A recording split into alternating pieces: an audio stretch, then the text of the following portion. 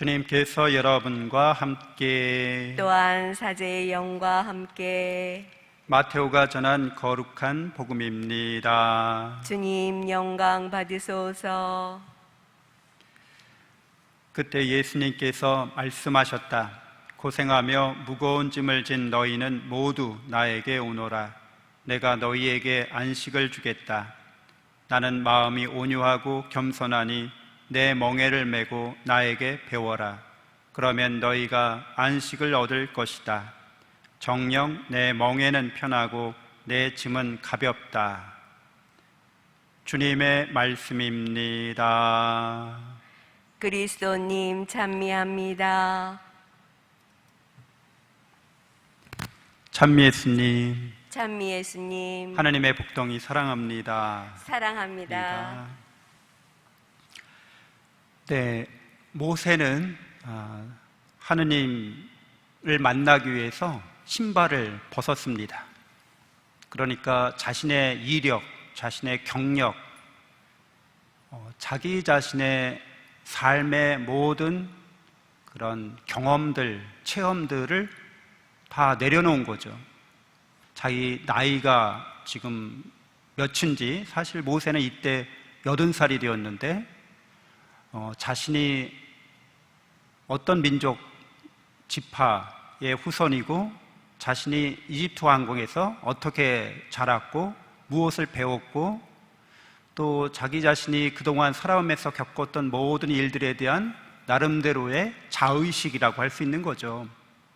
나는 어떤 사람이다 라는 자신의 삶과 이력을 통해서 형성되어 온 그 자아의식을 신발을 벗는 행위를 통해서 다 내려놓음을 뜻합니다. 여러분들도 마찬가지죠.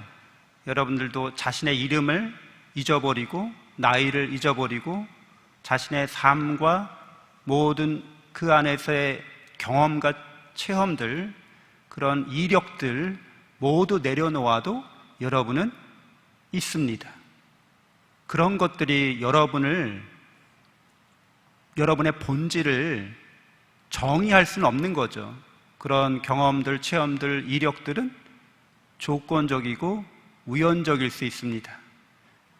그렇게 만남을 통해서, 체험을 통해서, 일을 통해서 여러분의 생각과 여러분의 감정과 여러분의 의지가 형성되어 온 것이죠. 그러니까 다른 경험, 체험이 있었으면 여러분의 생각과 감정과 의지도 다르게 형성되었을 것입니다. 그러니까 여러분이 누구인지는 사실은 그런 것들을 모두 내려놓을 때 더 명확히 드러납니다. 여러분은 영적 존재이기 때문에 그러합니다. 영적 존재라는 것들은 그렇게 그런 세상의 것들로 정의될 수 있는 것이 아니죠. 그래서 오늘 모세가 신발을 벗고 하느님 만날 때 하느님의 이름을 감히 물어봅니다.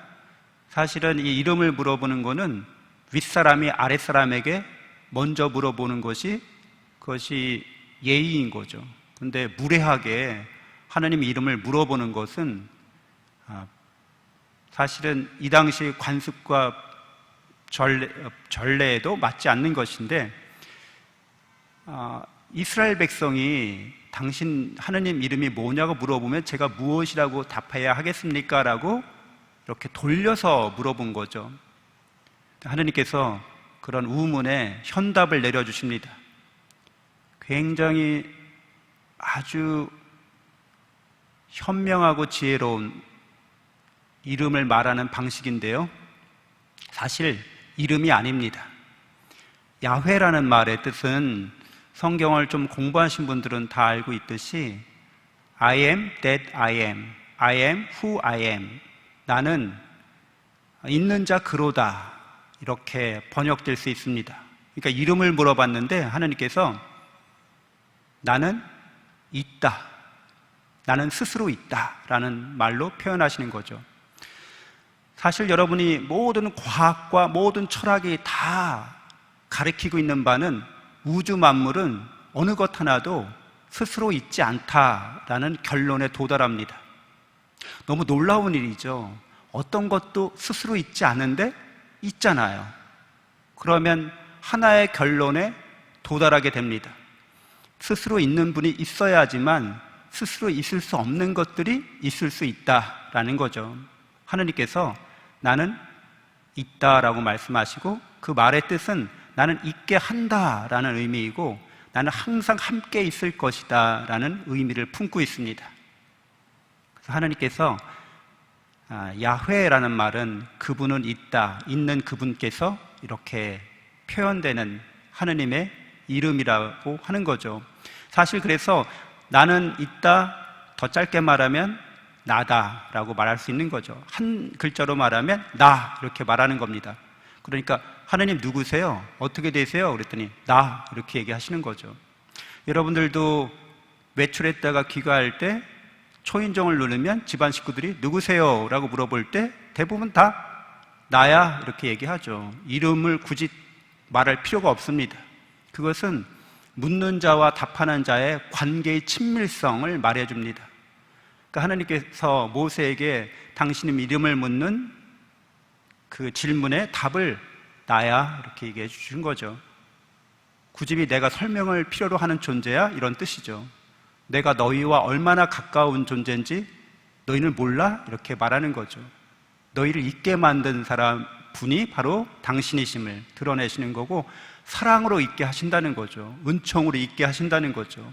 스스로 존재할 수 없는 것들을 그렇게 창조하시고 보존하시는 분이 당신이심을 드러내십니다. 그러니까 하나님의 이름을 듣는 모든 이들은 그 이름으로 묵상할 때, 그 이름으로 세상을 바라볼 때 스스로 내 존재의 뿌리가 어디에 있는지를 알게 됩니다. 그것을 부정하거나 그것을 불신하는 자들은 뿌리 없는 자들입니다. 이 우주에서, 이 세상에서 고아하고 뿌리 없는 자들로 방랑자에 불과합니다. 유랑자에 불과합니다.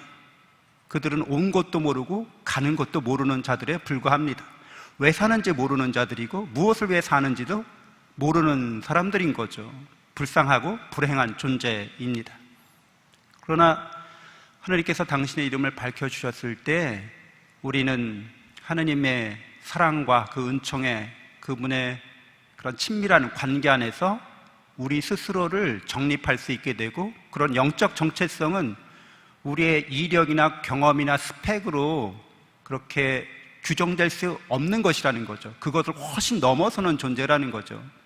하나님의 사랑과 은총 안에서만 우리는 영적으로 우리 자신이 누군지를 알게 된다는 겁니다. 그게 바로 하나님의 모상으로서의 인간인 거죠. 그래서 여러분은 하나님의 이름에 대해서 그 히브리어 글자 보통 테트라그람마톤이라고 해요. 거룩한, 신성한 네 글자라는 뜻입니다. 야훼, 이 하느님의 이름을 네 글자로 표현하는데 히브리어로 욤해, 와해 이렇게 발음합니다. 서판에 제가 쓸 수는 없지만 이 야훼 하느님 이름의 뜻, 그러니까 나는 있는 자다, 나는 있다 이렇게 뜻을 풀이하지만 그 뜻을 이루는 글자 하나하나도 상징적인 상형 문자적 의미를 갖고 있어요. 그래서 그것을 풀이해보면 욤이라는 말은 손을 뜻합니다. 그리고 해는 보다라는 뜻을 갖고 있습니다. 창문이라는 뜻도 갖고 있고요.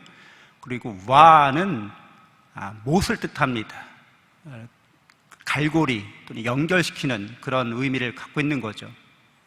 그리고 마지막으로 또 해는 또 보다라는 의미, 창문이라는 의미를 갖고 있어서 욤해, 와해 이렇게 이 네 글자로 이루어진 야훼라는 이름은 그 하나하나의 글자가 뜻하는 바를 풀이해보면 못 박힌 손을 보라라는 의미를 갖고 있습니다. 그러니까 손을 보라, 못을 보라 이렇게 그 한 글자 한 글자가 상징적인, 상형적인 의미를 갖고 있다는 거죠. 그래서 야훼 하나님은 우리를 위해서 있는 분이신데 그분은 그 글자를 파자라고 하죠. 보통 한 글자 한 글자를 파해를 하게 되면, 쪼개서 이해하게 되면 손에 못이 박힌 것을 보라라는 의미를 갖고 있습니다. 예수 그리스도의 십자가를 자연스럽게 연상시킵니다. 예수 그리스도의 십자가에 못 박힌 손을 바라보면 당신이 누군지를 알 수 있게 된다는 의미를 갖고 있습니다. 예수님의 이름도 여러분 잘 아시는 것처럼 구약 성경에서는 여호수아라고 불렸어요. 여호수아라는 말의 의미, 뜻은 야훼께서 구원하신다라는 의미를 갖고 있는 겁니다. 그러니까 손에 못이 박힌 십자가에 달리신 하나님께서 우리를 죄악과 죽음에서 구원하신다는 의미를, 그 이름은 우리에게 가르쳐 줍니다. 예수님이 복음에서 고생하며 무거운 짐을 진 너희는 모두 나에게 오너라 라고 말씀하시는데요, 당신은 마음이 온유하고 겸손하시다고 말씀하시고, 그래서 당신의 멍에를 메고 당신에게서 배우라고 말씀하십니다. 온유하고 겸손한 사랑을 배우라는 거죠. 십자가를 지고 가시는 죄 없으신 분이 우리의 모든 죄를 짊어지고 가시는데, 당신은 온유하게 겸손하게 사랑으로 그 십자가를 지시고 우리에게 구원을 가져다 주십니다. 그래서 우리도 그것을 배우는 것이 하느님을 닮아가는 길이 됩니다. 그러면 우리가 안식을 얻을 것이라고 말씀해 주십니다.